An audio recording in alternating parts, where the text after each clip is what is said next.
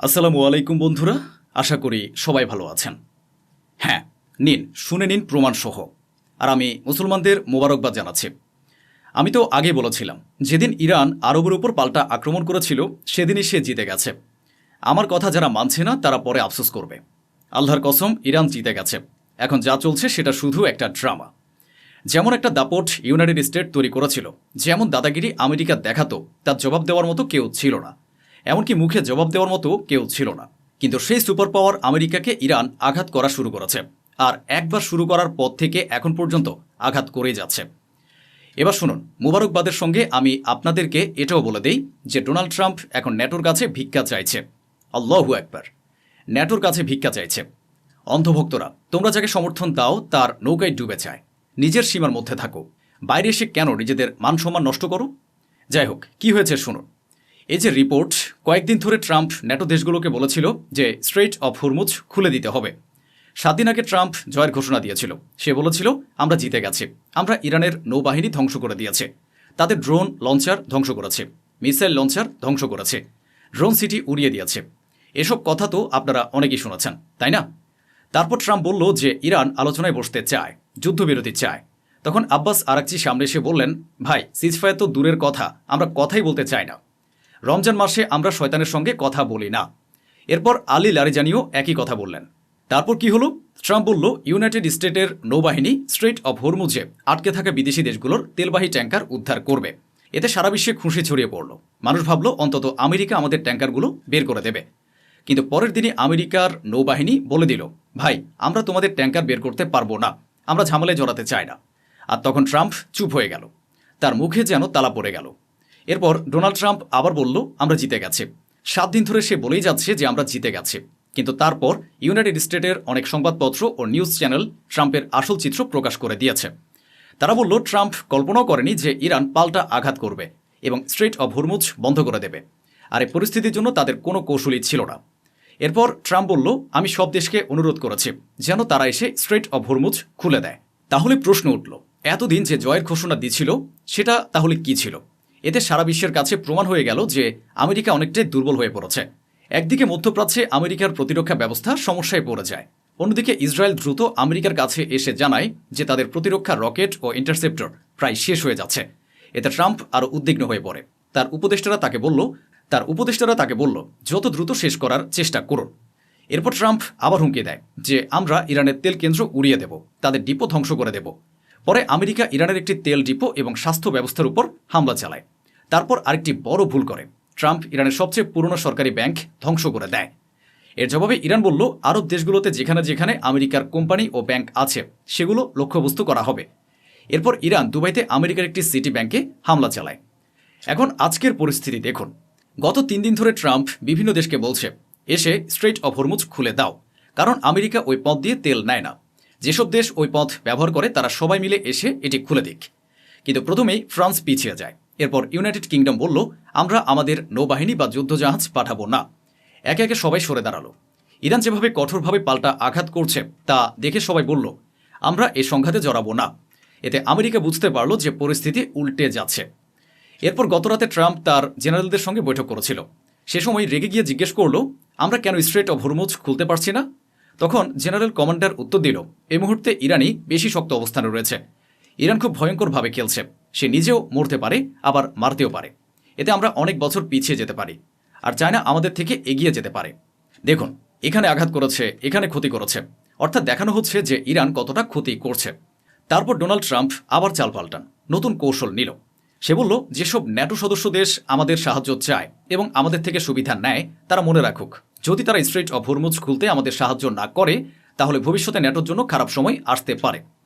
দেখুন, সে যেন হুমকি দিয়ে সারা বিশ্বের কাছ থেকে সাহায্য চাইছে। সে বলছে, চীনসহ অন্য দেশগুলো হরমুজ প্রণালী ব্যবহার করে, কিন্তু আমরা করি না। যদি ন্যাটো দেশগুলো সামনে না আসে এবং হরমুজ প্রণালী খুলতে আমাদের সাহায্য না করে তাহলে ভবিষ্যতে ন্যাটোর জন্য পরিস্থিতি ভালো হবে না। আর আমি ন্যাটোর এই নীরবতাকে নেতিবাচকভাবে নেব। অর্থাৎ পুরোপুরি হুমকি দিয়ে ন্যাটোকে জোর করে যুদ্ধে টানার চেষ্টা করছে Trump.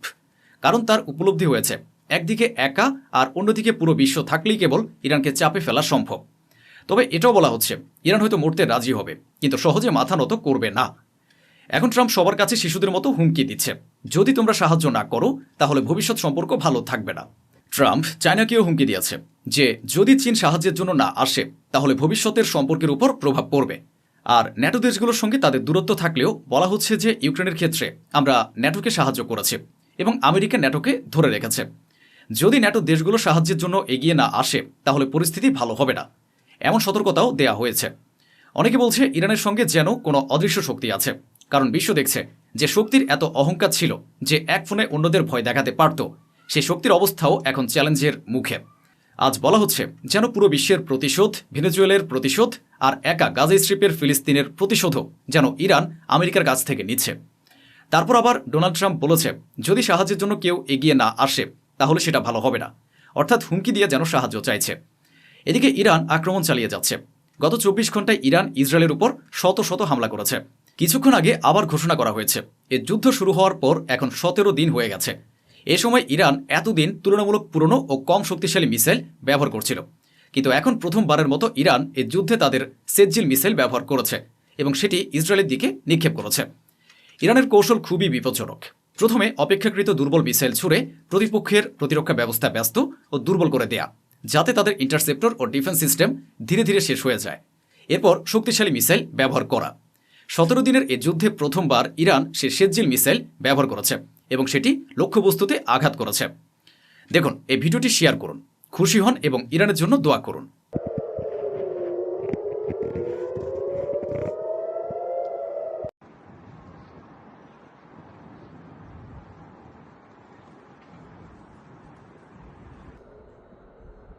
Joe! No fue él. Joe! מפה גם. הנה, רק עכשיו. הרבה זמן. מהירות הכל, מהירות האור, מהירות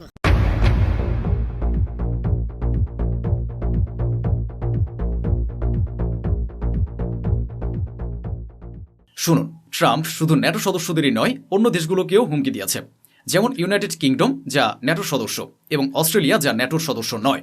উভয় দেশকেই ধুমকি দিয়েছে ট্রাম্প। অস্ট্রেলিয়া ও ইউনাইটেড কিংডম স্পষ্টভাবে জানিয়ে দিয়েছে যে তারা তাদের যুদ্ধজাহাজ স্ট্রেট অফ হরমুজে পাঠাবে না, অর্থাৎ সব হুমকি এখন ব্যর্থ হয়ে গেছে। এ যেন তৃতীয় বিশ্বযুদ্ধের সূচনা। আর যে এতে ঝাঁপ দেবে না সে বাঁচবে, আর যে ঝাঁপ দেবে সে পিষ্ট হবে।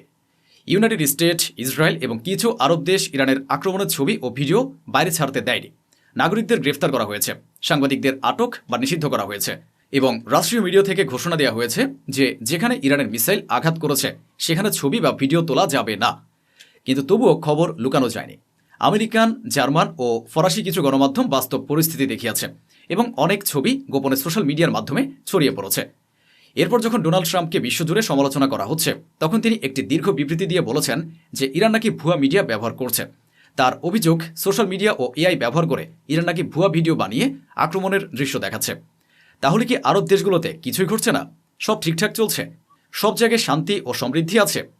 যেমন দুবাইয়ের বিমানবন্দরে কোনো হামলাই নাকি হয়নি, এমনটাই দাবি করা হচ্ছে। কিছুই নাকি ঘটেনি, এমনটাই বলছেন ডোনাল্ড ট্রাম্প। তার দাবি কিছুই হয়নি, বরং আমরা তাদের সম্পূর্ণ ধ্বংস করে দিয়েছি।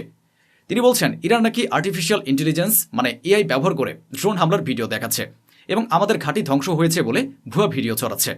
এমনকি স্যাটেলাইটে যে ছবিগুলো দেখা যাচ্ছে যেখানে 18টি সামরিক ঘাঁটি ধ্বংস হওয়ার কথা বলা হচ্ছে বা বিভিন্ন জায়গায় হামলার কথা বলা হচ্ছে সেগুলোও নাকি এআই দিয়ে বানানো।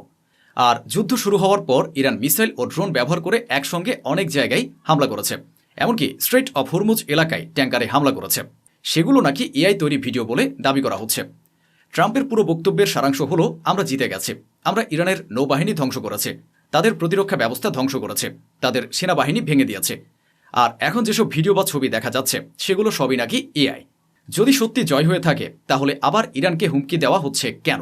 কেন আবার নতুন হামলার কথা বলা হচ্ছে? ট্রাম্প সম্প্রতি বলেছেন যে তারা ইরানের খার্ক আইসল্যান্ডে বড় হামলার প্রস্তুতি নিচ্ছে। এর জবাবে ইরানের নৌবাহিনীর প্রধান সতর্ক করেছেন যদি আমেরিকা খার্ক দ্বীপে হামলা করে তাহলে বিশ্ববাজারে তেলের দাম বেড়ে যাবে এবং ইরানও কঠোর পাল্টা জবাব দেবে। বন্ধুরা, আমরা শুধু খবর বলি না, খবর ব্যাখ্যাও করি, তাই আমাদের চ্যানেলটি সাবস্ক্রাইব করুন, এই রিপোর্টটি শেয়ার করুন এবং কমেন্ট বক্সে আপনাদের মতামত লিখুন। আর দোয়ায় আমাকে স্মরণে রাখবেন। তো এই ছিল আজকের আয়োজন, যা স্বচ্ছভাবে আপনাদের সামনে তুলে ধরা হলো। আশা করি আমাদের এই প্রচেষ্টা আপনাদের ভালো লেগেছে। অসংখ্য ধন্যবাদ। সুস্থ থাকুন, ভালো থাকুন।